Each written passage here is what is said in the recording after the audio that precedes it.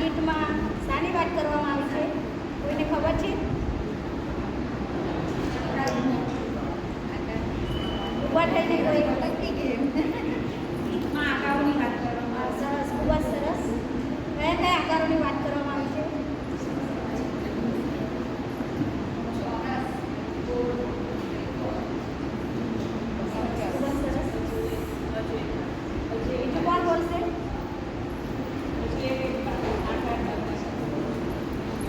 ચોરસ, લંબચોરસ, ત્રિકોણ અને વર્તુળ. ચલો તો આપણે આજે આકારો અને વાત વિશે વિસ્તારથી અહીં સમજીશું. ચાર બાજુઓ હોય છે અને ચાર ખૂણા હોય છે. ચોરસની બધી બાજુઓના માપ સરખો હોય છે.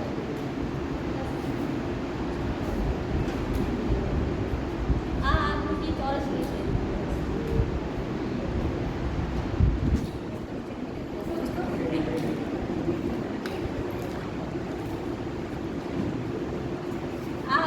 ચોરસની છે. હવે તમે તમારી આસપાસ કોઈ ચોરસની વસ્તુ હોય તો એના નામ કહી શકો. ટાઇલ્સ. લંબચોરસ એટલે આપણે ચોરસની ચાર બાજુ સરખી હોય તો લંબચોરસમાં સામેની અને પાસેની બાજુઓ સરખી હોય છે. તો આપણે પહેલાં જોઈશું કે આ મોબાઈલ છે. એ આપણે લંબચોરસ. આ ડસ્ટર છે. ડસ્ટર એ પણ લંબચોરસ. નોટબુક છે. નોટબુક લંબચોરસ છે. આ કાગળ પણ લંબચોરસ છે. આ રબર છે, લંબચોરસ છે. એવી જ રીતે આ માપપટ્ટી લંબચોરસ છે. તો આપણી આજુબાજુ આપણા ક્લાસરૂમમાં જે કોઈ લંબચોરસ વસ્તુ દેખાતી હોય તે તમે મને કહી શકો. બોર્ડ. એક બોર્ડ સિવાય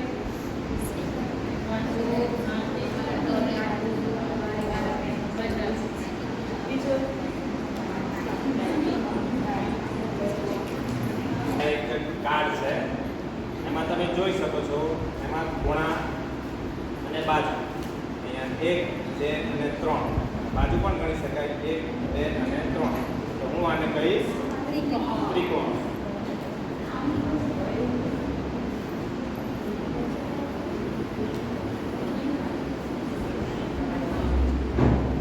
આ છે ત્રિકોણ. ત્રિકોણની 3 બાજુ 1, 2 અને 3 અને ખૂણા પણ હોય છે 1, 2 અને 3. 3 બાજુ અને 3 ખૂણાવાળી કોઈ પણ વસ્તુ હોય એને આપણે ત્રિકોણ કહીએ છીએ. જે રીતે મારી પાસે છે આ એક છાડનો ટુકડો, એક છે આ ટાઇલ્સનો ટુકડો, તે પણ ત્રિકોણ આકારે દેખાય છે. હવે બીજી પણ એવી ઘણી વસ્તુ છે જેને આપણે ત્રિકોણ આકારમાં જોઈએ છીએ અને ખાઈએ છીએ. સમોસાના આકારમાં ત્રિકોણ હોય છે.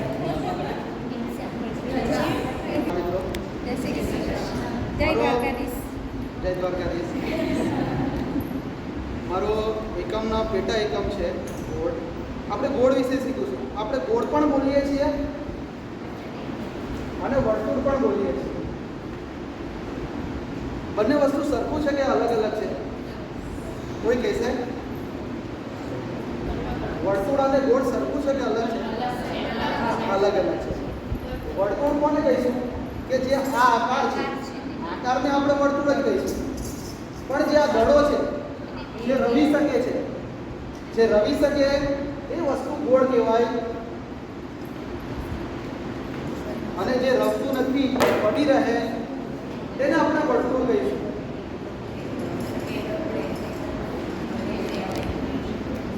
તો તમે ઘણી બધી એવી ગોળ વસ્તુ જોઈ હશે. તમે આ ડીશ જોઈ, બોલ જોયો, આ ખંડરી જોઈ.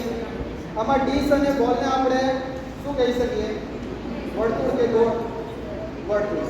જ્યારે દડાને શું કહીશું આપણે? ગોળ.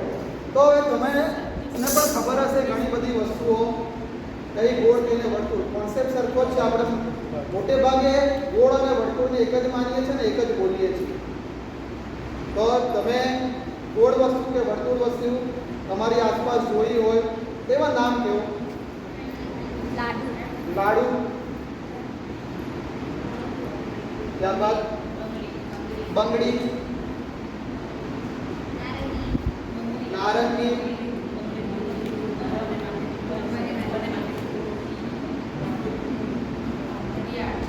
ઘડિયાળ,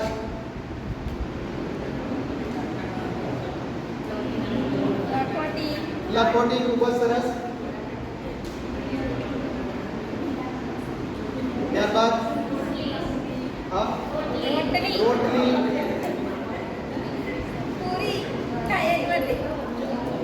પૂરી. તો ઘણી બધી વસ્તુઓ ગોળ અને વર્તુળમાં કે ચોરસ છે, ચોરસની 4 બાજુઓ છે અને એના 4 ખૂણાઓ છે.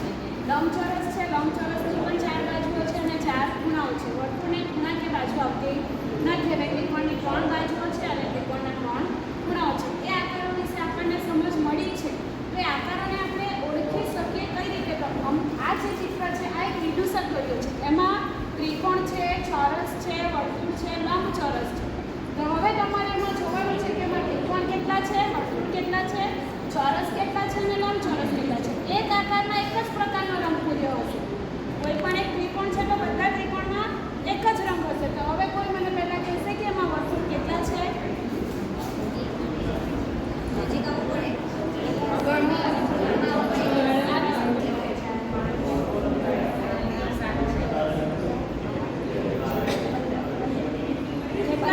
છે એની અંદર? 15. ખૂબ જ સરસ. હવે આપણે જોઈશું તો આ વિદૂષકની અંદર ચોરસ કેટલા છે? કોણ કહેશે? 4. સરસ બેસી જાઓ. હવે આપણે જોઈશું તો એ આ વિદૂષક જે છે એની અંદર લંબચોરસ કેટલા છે? 6. આપણે નીચે જરા સમૂહ જવાબ આપવાનો નથી. લંબચોરસની સંખ્યા છે 5. 1, 2, 3, 4 અને 5. હવે કયો આકાર બાકી રહ્યો છે? ત્રિકોણ. આકાર બાકી રહ્યો છે. ત્રિકોણની સંખ્યા કોઈ કહેશે? 7. ત્રિકોણની સંખ્યા છે 7. 1, 2, 3, 4, 5, 6 અને 7. આ પ્રમાણે આજે આપણે 4 પ્રકારના આકારો વિશે સમજ મેળવી: ચોરસ, લંબચોરસ, ત્રિકોણ અને વર્તુળ. હવે આપણે આગળ વધીશું. એના આકાર તમારે શોધીને આપવાના. આકાર શોધવાનો છે. કોણ કહેશે? આ વસ્તુ કયા આકારની છે આપણે શોધવાનું.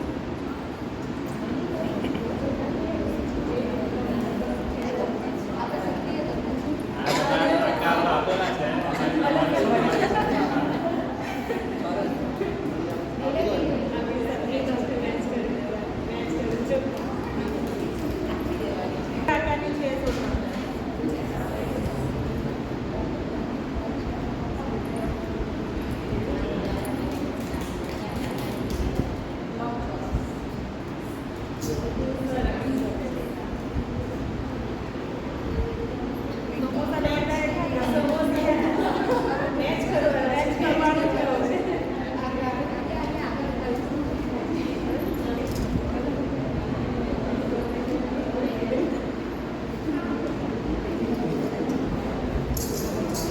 રાતના તો સવારે બંધાય છે, વગાડી પણ થશે. હવે એનો આકાર ઓળખવાનો.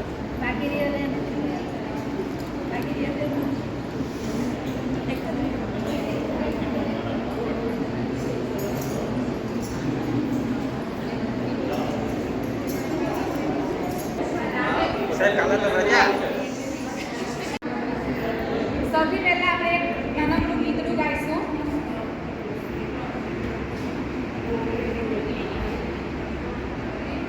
એક જણો ખાડામાં પડ્યો, એક જણો ખાડામાં પડ્યો, પથ્થર વાગ્યો તેથી રડ્યો, પથ્થર વાગ્યો તેથી રડ્યો, અંતે આંસુ ફૂટ્યા સાવ, અંતે આંસુ ફૂટ્યા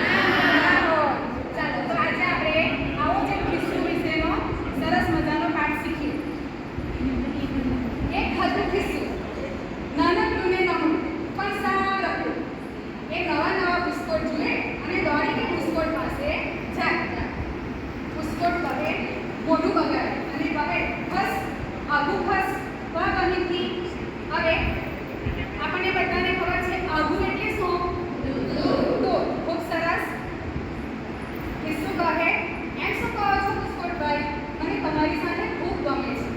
બુસ્કોટભાઈ કહે, તું રખડ્યું છે, જ્યાં ત્યાં રખડ્યા કરે છે, અને કેવું ગંદુ ગંદુ છે, તને જોઈને સૂંઘ ચડે છે. સૂંઘ ચડવી એટલે શું કોઈને ખબર છે? ચીડ આવવી અથવા તો હંગામો થવો. તારી સાથે વાતે કોણ કરે? આવું સાંભળીને એની આંખમાંથી આંસુના ટીપા પડવા માંડ્યા. થોડી વારમાં આંસુનું ખાબોચિયું ભરાઈ ગયું. ખિસ્સું ખાબોચિયામાં પલળી ગયું. ખાબોચિયું એટલે શું? તમે જોયું છે ખાબોચિયું? હા, પાણી ભરેલો નાનો ખાડો. એના પર ચોંટેલી ધૂળ ધોવાઈ ગઈ. એ ઉજળું અને ચોખ્ખું થઈ ગયું. એ બોલ્યું, વાહ વાહ, હવે હું રૂપાળું થઈ ગયું. રૂપાળું એટલે ખૂબ સરસ. પછી ઝગમગ થતા સુરત દાદા આવ્યા. સુરત દાદા હસતા બોલ્યા, એ બચડા વીસ નહીં, તું તો ભીંજાયેલું છે. આવ મારી પાસે, આવ, તને સૂકવી દઉં. એમ કહી સુરત દાદાએ હાથ લંબાવ્યા, ત્યાં તો એ સુકાઈ ગયું. આ રીતે રૂપાળું બનેલું ખિસ્સું દરજીભાઈ પાસે જાય છે. ખિસ્સું હસતા દરજીભાઈને કહે, દરજી કાકા કેમ છો? મને નીરજભાઈ બહુ ગમે છે. તમે એમના નવા બુસ્કોટ પર મને બેસાડી દો.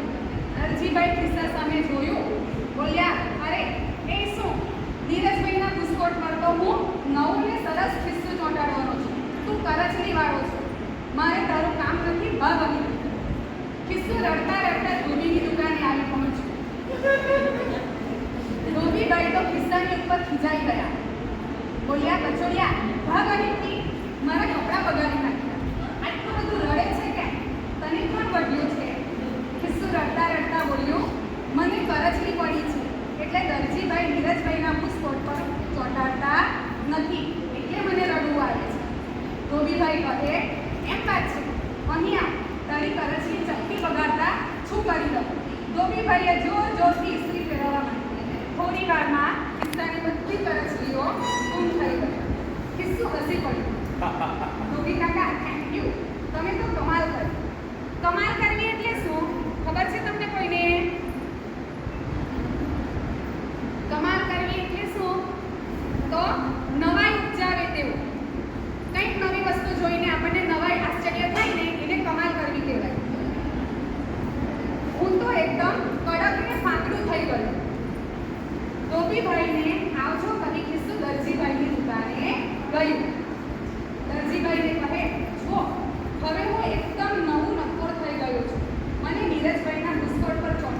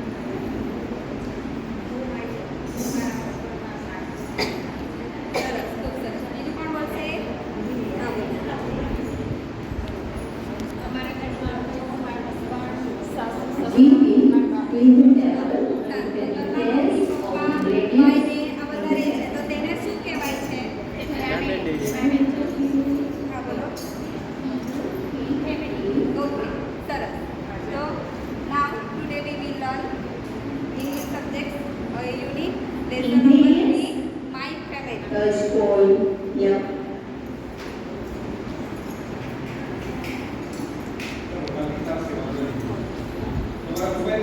Doing finger painting.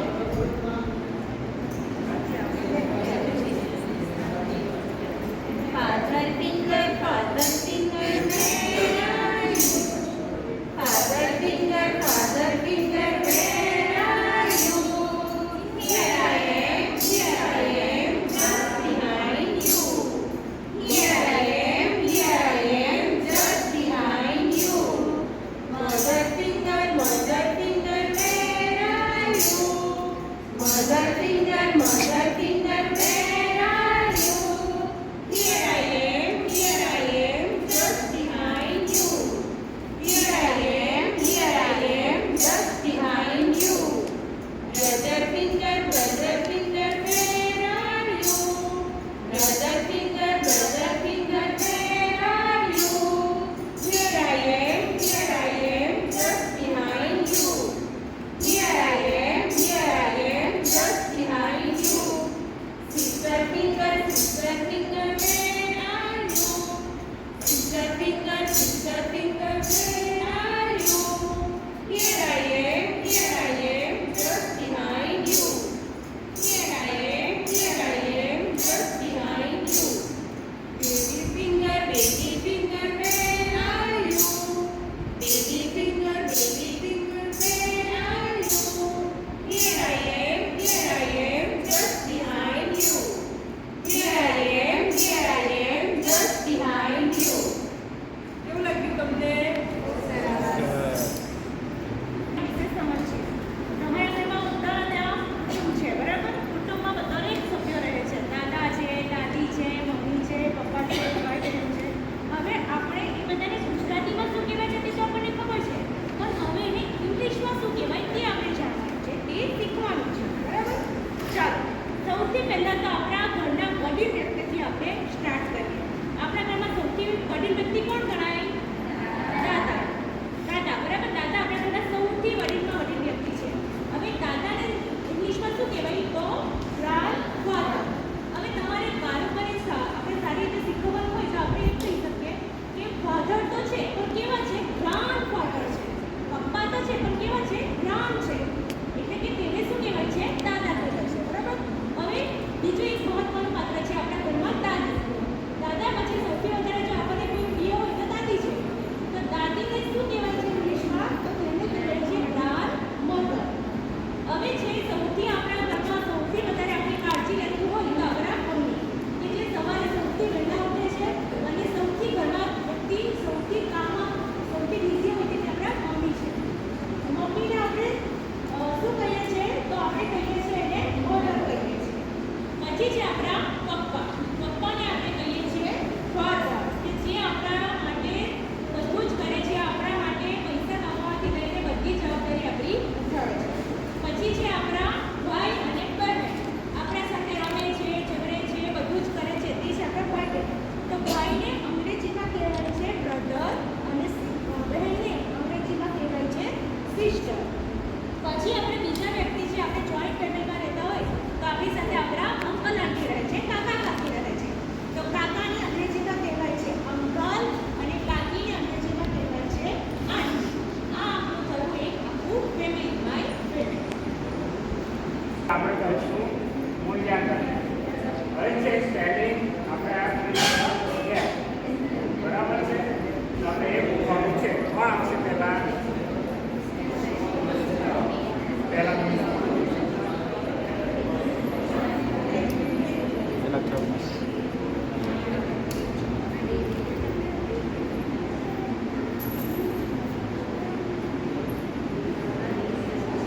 સ્પેલિંગ બોલો. આગળના શું કહેવાય? ચલો હવે બીજી ખાલી જગ્યા પૂરો કોણ આવશે? શું કહેવાશે?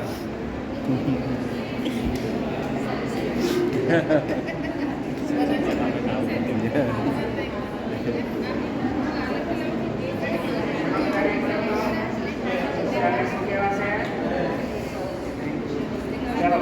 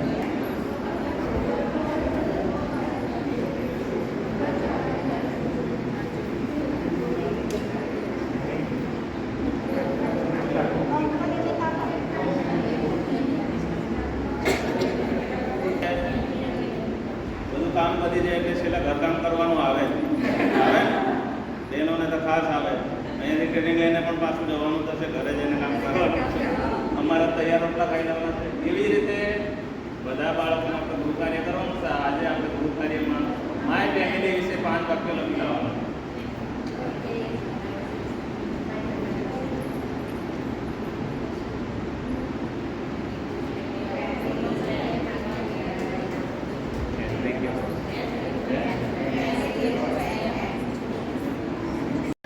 અને ઈવી 509 નિષ્પત્તિ વિવરણ ગુણધર્મો અંગે અનુમાન કરે, સાદા સાધનોનો ઉપયોગ કરી ચકાસણી કરે, અવલોકનો, અનુભવો, માહિતીઓની વ્યવસ્થિત નોંધ કરે.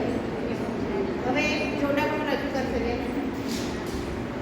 ચાલો બાળકો, હું એક જોડકનું ગવડાવું તે તમારે મારી સાથે ગાવાનું છે, બરાબર? મછલી જલ કી રાની હૈ, મછલી જલ કી રાની હૈ, जीवन उसका पानी है, जीवन उसका पानी है, हाथ लगाओ डर जाएगी, हाथ लगाओ डर जाएगी, बाहर निकालो मर जाएगी, बाहर निकालो मर जाएगी, पानी में डालो तो तैर जाएगी, डर जाएगी.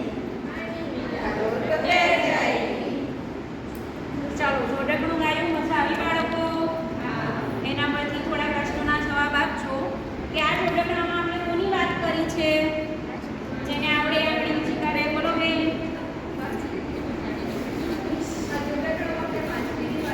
સરસ, બેસી જાઓ. માછલીને પાણીની બહાર કાઢશું તો શું થશે?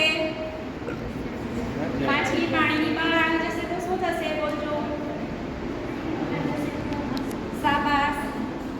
મતલબ માછલી શેના વગર જીવી શકતી નથી? હેમાલબેન, સરસ. માછલી પાણી વગર જીવી શકવાની નથી. ખૂબ સરસ. આપણા પર્યાવરણ વિષયમાં અમારો વિષયાંક છે પાણી સાથેના પ્રયોગ. કરતા હોઈએ છીએ કેવો કે પીવામાં, નાહવામાં, ધોવામાં, પણ પાણીનો ઉપયોગ ક્યારે આપણે ચા બનાવવામાં એ માંડીને ઉપયોગ કરીએ છીએ. ચા બનાવીએ ત્યારે આપણે એની અંદર ખાંડ નાખીએ છીએ. તો ખાંડ નાખીએ તો તે અંદર પાણી થોડું ગરમ થતાં તે ઓગળી જાય છે. એવી જ રીતે પાણીમાં અલગ અલગ વસ્તુ નાખવાથી તે ઓગળી જાય છે, તરત ઓગળી જાય તો તેને દ્રાવ્ય વસ્તુ કહેવામાં આવે છે. અને એ જ પાણીમાં આપણે અમુક વસ્તુ જેવી રીતે કે રેતી નાખીએ તો તે ત્યારે ઓગળતી નથી. આ તેને આપણે અદ્રાવ્ય વસ્તુ કહીએ. દ્રાવ્ય વસ્તુ સહેલાઈથી પાણીમાં ઓગળી જાય છે અને અદ્રાવ્ય વસ્તુ સહેલાઈથી ઓગળતી નથી. તે બાબતનો પ્રયોગ આપણે આગળ જોઈશું. દ્રાવ્ય વસ્તુ અને અદ્રાવ્ય વસ્તુ આને કહીએ. અને ડૂબીશું તેના વિશે જાણીએ. હવે આપણે એક ધારો કે ડોલ લઈએ અને ડોલમાં પાણી ભરવાનું છે અને પાણીમાં આપણે પથ્થર નાખીએ તો પથ્થર એ ડૂબી જવાનો છે, બધાને જ ખબર છે. પાણીની સપાટી પર જો કોઈ વસ્તુ રહે તો એને તરે છે કહેવાય, અને જો પાણીની અંદર તે વસ્તુ જતી રહી તો એને ડૂબી જાય છે એમ કહેવાય. પાણીની ઉપર કઈ કઈ વસ્તુ તરી શકે છે ખબર છે ને બધાને?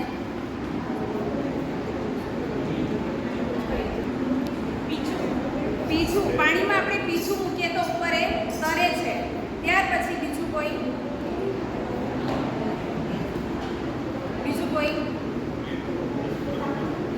લાકડું પણ આપણે પાણીમાં મૂકીએ તો એ તરે છે. પાણીની ઉપરની સપાટી પર જે વસ્તુ રહે એને તરે છે એમ કહેવાય. અને પાણીમાં આપણે વસ્તુ નાખીએ અને જો એ અંદર જતી રહી, પાણીની સપાટીની અંદર જતી રહી તો એને આપણે કહી શકાય કે એ વસ્તુ ડૂબી ગઈ છે.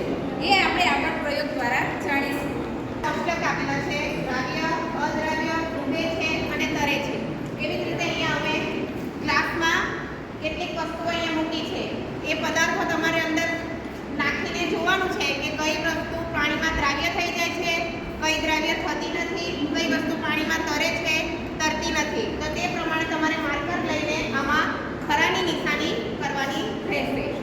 ચાલો, તો પહેલો પદાર્થ છે થર્મોકોલ. કોણ આવશે?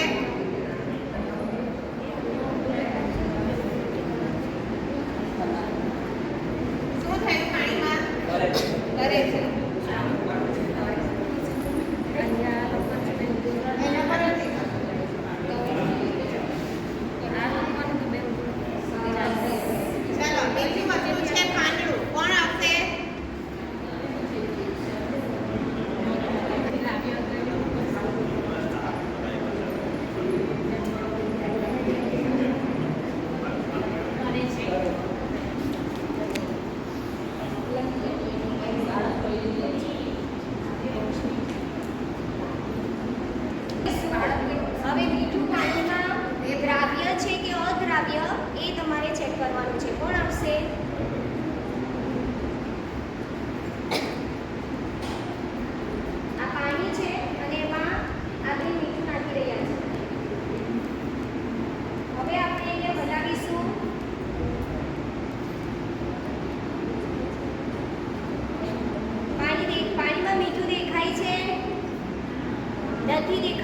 એનો મતલબ કે ઓગળી ગયું છે એટલે કે એ મીઠું દ્રાવ્ય છે.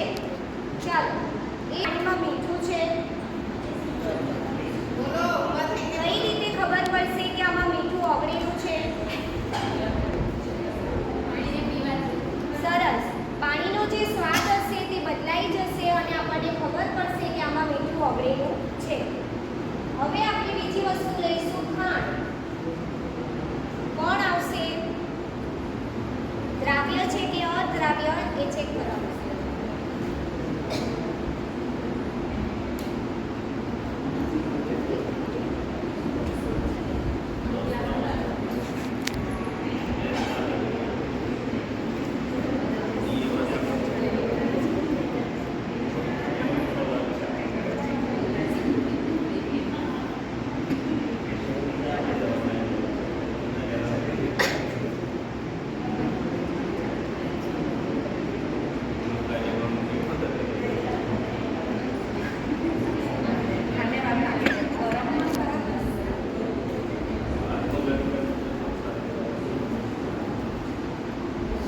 તો અહીં પણ થોડી વાર લાગશે, પણ ખાંડ હવે દેખાતી નથી. જુઓ, દેખાય છે ખાંડ પાણીમાં? એનો મતલબ ખાંડ પણ દ્રાવ્ય છે.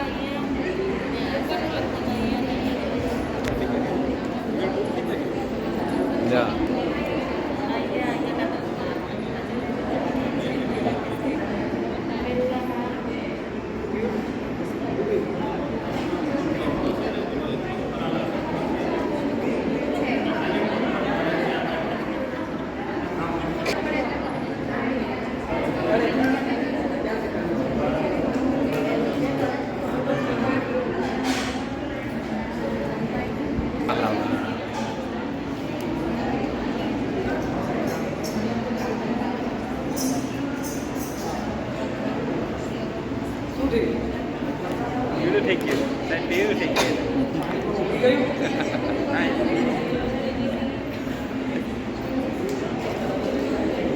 આ હળદર નાખવાથી પાણીનો રંગ પણ બદલાય છે.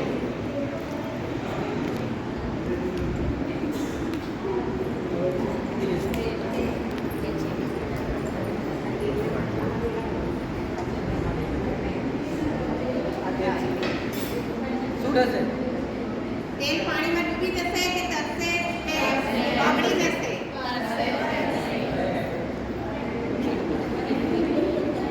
શું થઈ ગયું? નડે છે બરાબર? આ દ્રાવ્ય નથી થતું અને એમાં ઓગળતું નથી. પાણીની સપાટી ઉપર તરે છે. તરે પણ છે અને અદ્રાવ્ય પણ છે. બંને હશે. બરાબર? એવી જ રીતે બીજી પણ વસ્તુ છે. બીજી ઘણી વસ્તુઓ છે.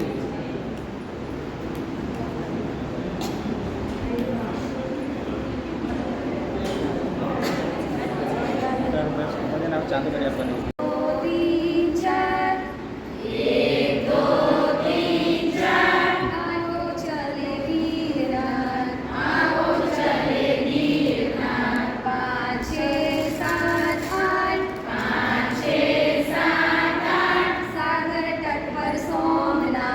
સાગર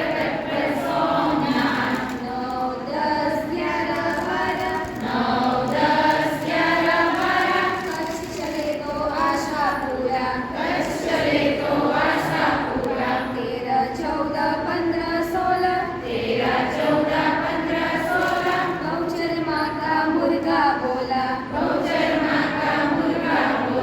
17, 18, 19, 20, मामा जी की फोटो खींच। अब मैं आपका सबसे मुश्किल काम करूंगी, प्रश्नोत्तर। इस क्लासरूम में, इस वर्गखंड में कितनी खिड़कियां हैं? कितनी है? हाथ ऊपर करिए, बोलिए। कितने पंखे हैं? पंखे चलता है, जब हम गिनते हैं तो हमें पता चलता है। तो आज हम गिनती सीखेंगे। आप कक्षा 4 में 1 से 20 तक की गिनती सीख के आए हो, तो हम अब 21 से 30 की गिनती सीखेंगे आज। 2 3 4 5 6 7 8 9 10 11 12 13, उसके बाद नहीं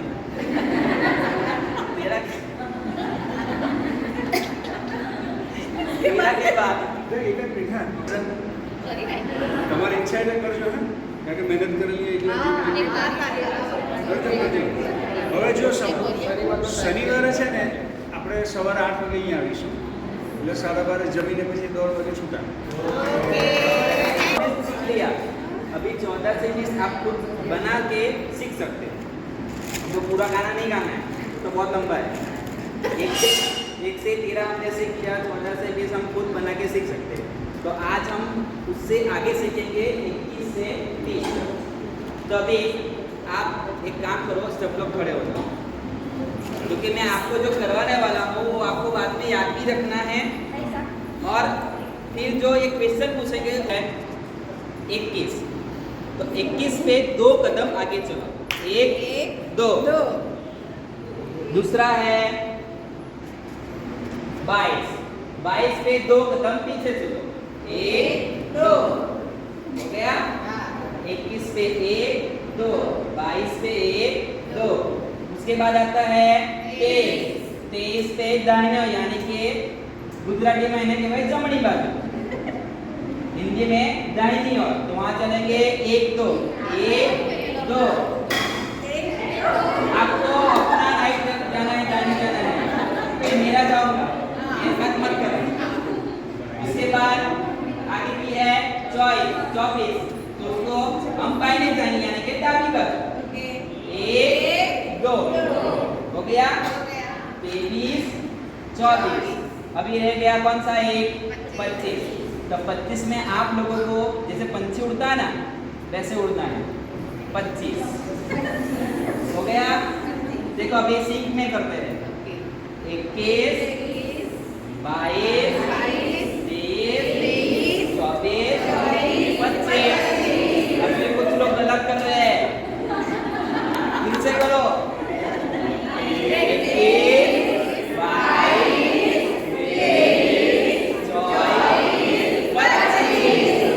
26 से 30 मेरे सहपाठी आपको सिखाएंगे।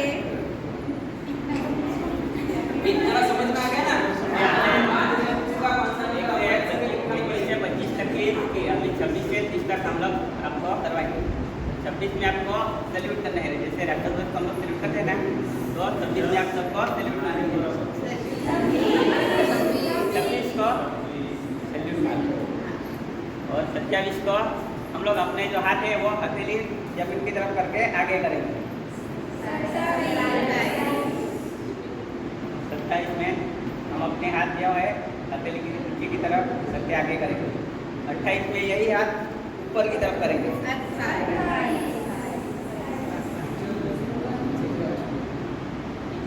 अभी हाथ नीचे कर दो।